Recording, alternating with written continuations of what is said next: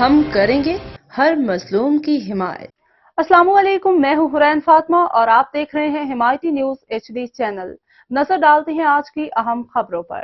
خبر شامل کرتے ہیں ٹیکسلا پولیس کی کاروائی، رابری کے مقدمے میں مطلوب اشتہاری مجرم گرفتار اشتہاری مجرم شراز نے اپنے ساتھیوں کے ہمراہ شہری سیکنڈ پوائنٹ پر موٹر سائیکل، پرس اور موبائل فون چھینا تھا۔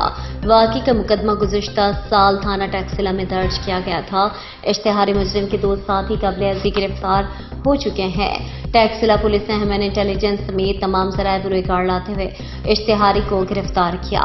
اشتہاری کو ٹھوس شواہد کے ساتھ چالان عدالت کر کے قرار کی سزا دلوائی جائے گی۔